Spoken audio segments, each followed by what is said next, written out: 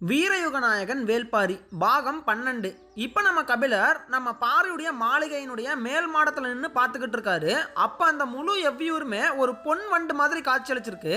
அந்த கரு பாறைகளுக்கு நடுவில் இருக்கக்கூடிய மரக்கிளைகளெல்லாம் வண்டினுடைய கால்கள் மாதிரியுமே அவருக்கு காட்சியளிச்சிருக்கு.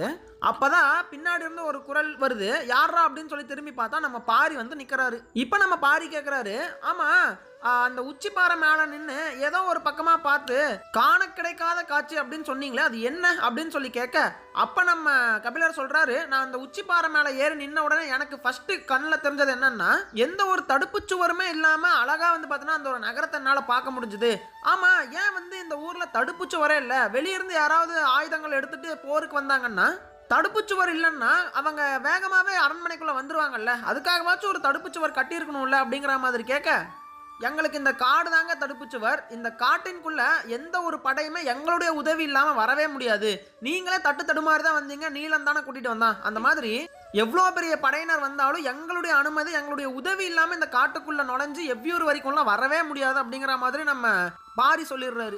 சரி, படை வீரர்கள் வந்து வருவாங்க, அது நடக்காதுன்னு சொல்கிறீங்க, சரி, ஆனால் காட்டுக்குள்ளே காட்டு விலங்குகளெல்லாம் ஊருக்குள்ளே வந்துடும்ல, அதுக்கு பயந்தாவது ஒரு தடுப்புச்சுவர் கட்டியிருக்கலாமே அப்படிங்கிற மாதிரி கேட்க, சரியா போச்சு போங்க, அதாவது அந்த விலங்குகளுக்கு பயந்து நாம எப்பேற்பட்ட ஒரு தடுப்புச்சுவர் கட்டினாலும் அந்த தடுப்புச்சுவர்களை தாண்டி வர்ற அளவுக்கு அந்த விலங்குகளுக்கு நல்லாவே வந்து சக்தி இருக்கு. நீங்க என்னதான் கல் வச்சு பயங்கரமான ஒரு பெரிய பாறைகளெல்லாம் வச்சு நீங்க கல்லுலேயே தடுப்புச்சுவர் கட்டினாலும் அதை தகர்க்கக்கூடிய சக்தி யானைகளுக்கு உண்டு. அதே மாதிரி நீங்கள் எந்த அளவுக்கு உயரமாக நீங்கள் தடுப்புச்சுவர் கட்டினாலும் அந்த பாறைகள் மேலே ஏறி வர்ற அளவுக்கு இங்கே நிறையா விலங்குகளுக்கு சக்திகள் இருக்குது. அந்த தடுப்புச்சுவரெல்லாம் ஒன்றுமே இல்லை அந்த விலங்குகளுடைய சக்திக்கு முன்னாடி அப்படிங்கிற மாதிரி பாரி சொல்கிறாரு.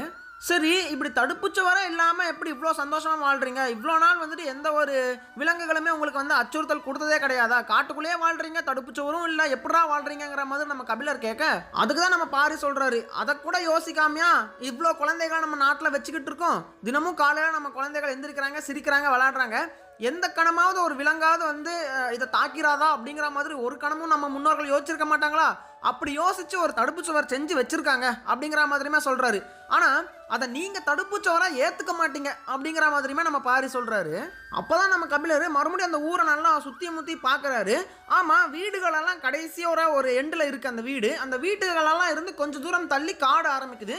இதுக்கு நடுவில் எந்த ஒரு தடுப்புச்சுவரும் இருந்த மாதிரியே தெரியலையே, இது எப்படி தடுப்புச்சுவர் இருக்குன்னு நீங்க சொல்றீங்கன்னு சொல்லி கேட்க, அதுவும் அங்க காடுகள் ஆரம்பிக்குது இல்லையா, அந்த காடு ஆரம்பத்தில் வந்து பார்த்தீங்கன்னா ஒரு பெரிய தடுப்புச்சுவர் இருக்காமா, அதுதான் வந்து நாகப்பச்சை வேலி அப்படிங்கிற ஒரு வேலி வந்து பார்த்தீங்கன்னா போட்டு வச்சிருக்காங்க. அதாவது அது என்ன அப்படின்னா, காட்டு விலங்குகள் இருக்குங்கல்ல, அந்த காட்டு விலங்குகளுக்கு ஒத்து வராத சில மரங்களெல்லாம் வந்து அந்த ஊரை சுற்றி நட்டு வச்சிருக்காங்க. அந்த மரங்களெல்லாம் இந்த உலகத்தில் எங்கே இருக்குன்னு சொல்லி தேடி கண்டுபிடிச்சி அதை வர வச்சு அதை தான் வந்து பார்த்திங்கன்னா அங்கெல்லாம் நட்டு வச்சுருக்காங்க. அந்த மரங்களுடைய வாசனையை கேட்டால் யானைகளுக்கு வெறி பிடிச்சி ஒரு மாதிரி அந்த மரத்தை விட்டு அந்த பக்கமாக ஓடிருமாமா, அந்த மாதிரியான மரங்களெல்லாம் அங்கே நட்டு வச்சுருக்காங்க.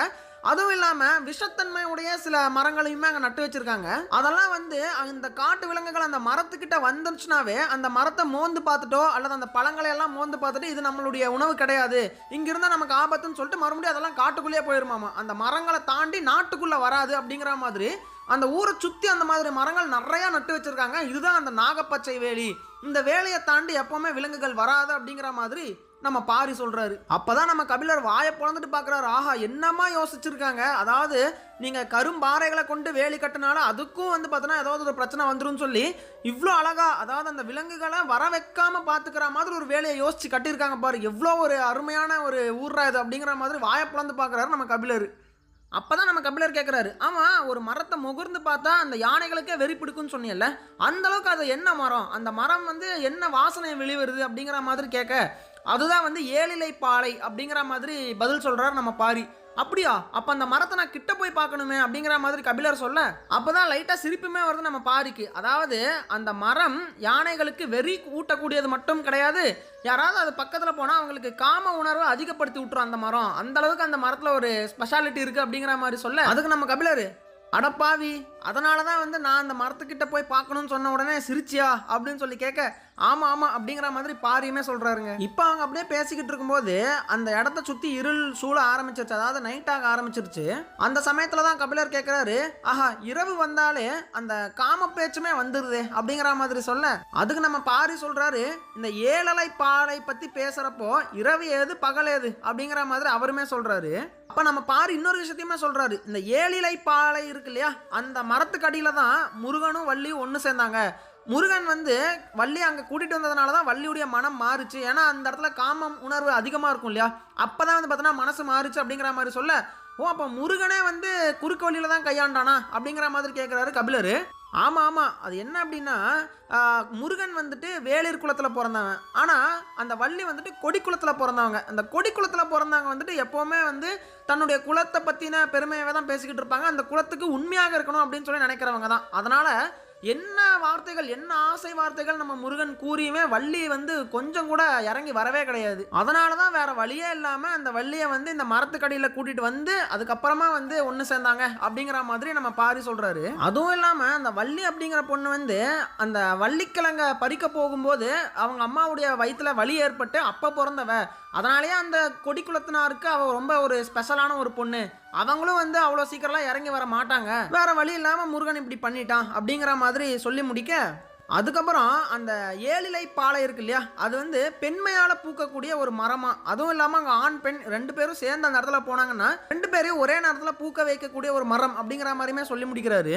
அப்பதான் நம்ம கபிலர் அடக்க முடியாத சிரிப்பை கண்ட்ரோல் பண்ணிக்கிட்டு நின்றுட்டு இருக்காரு. ஏதோ ஒரு விஷயத்த சொல்ல நினைக்கிறாரு, ஆனால் சொன்னால் தப்பாயிருமோங்கிற மாதிரி சிரிச்ச முகத்தோட அடக்கிக்கிட்டு அந்த சிரிப்பை அடக்கிக்கிட்டு நின்றுட்டு இருக்காரு. நம்ம பாரி கேட்குறாரு, ஆமாம் என்னத்தையோ சொல்லணும்னு நினைக்கிறீங்க, லைட்டாக சிரிக்கவும் செய்கிறீங்க, அது என்னன்னு சொல்லிடுங்களே அப்படின்னு சொல்லி பாரி கேட்க, அப்பேற்பட்ட அந்த ஏழிலை பாலை அப்படிங்கிற மரம் இருக்கு இல்லையா, அந்த மரத்தினுடைய பூவை கொண்டையில் வச்சிருக்கக்கூடிய ஒரு குழு கூட தாண்டா நான் இப்போ உட்காந்து பேசிகிட்டு இருக்கேன்னு நினச்சேன், அதான் சிரிப்பு வருதுங்கிற மாதிரி கபிலர் சொல்ல, குபீர்னு நம்ம பாரியுமே சிரிக்க ஆரம்பிச்சிட்டாரு. அப்படியே இப்போ நம்ம பாரி ஆரம்பிக்கிறாரு, அதாவது இந்த இரவு நேரத்தில் நாங்கள்லாம் வந்து விளக்கேற்றுவோம்ல, அப்போ நிறையா பூச்சிகளெல்லாம் வர ஆரம்பிக்கும். அதுக்காக நாங்கள் இலுப்பை எண்ணெய் அப்படின்னு சொல்லி ஒரு எண்ணெயை ஊற்றுவோம். அந்த எண்ணெயை அவங்க முகர்ந்துச்சுன்னா அந்த பூச்சிகளெல்லாம் விலகி ஓடிடும். ஆனால் இந்த காட்டு பூச்சிகள் இருக்கு இல்லையா, அது அந்த எண்ணெய்க்கெல்லாம் மசீர ஆள்கள் கிடையாது. அதனால் நாங்கள் கொம்பன் விளக்கு அப்படிங்கிற ஒரு வகையை விளக்கை வந்து பார்த்தோன்னா பயன்படுத்துவோம். அந்த விளக்கு எரியும் போது அந்த திரியோட தேய்ந்து வர்ற அந்த கருகுன வாசம் இருக்கு இல்லையா, அதுவே வந்து பார்த்தோன்னா அந்த காட்டுப்பூச்சிகளை அழிச்சிரும் அப்படிங்கிற மாதிரி சொல்லிக்கிட்டு இருக்காரு நம்ம பாரு. அந்த சமயத்தில் தான் கீழே பார்க்குறாங்க, அதாவது இப்போ அந்த மாளிகைக்கு மேலே நின்றுட்டு இருக்காங்கல்ல, இப்போ கீழே பார்க்குறாங்க.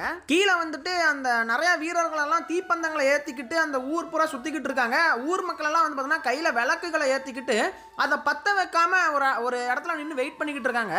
நம்ம கபிலர் அதை பார்த்துட்டு, ஏன் ஊர் மக்களுடைய கைகளில் அந்த விளக்குகள் இருக்குது ஆனால் அது ஏற்றப்படவில்லை, ஏன் வந்து அதில் தீய மூட்டலை அப்படின்னு சொல்லி கேட்க, அப்போ தான் வந்துட்டு எவ்வியூருடைய தென் திசையில் ஏகப்பட்ட கிழவிகள் நடந்து வர்ற மாதிரி காட்டுறாங்க. அவங்கெல்லாம் யார் அப்படிங்கிற மாதிரியுமே நம்ம கபிலர் கேட்குறாரு.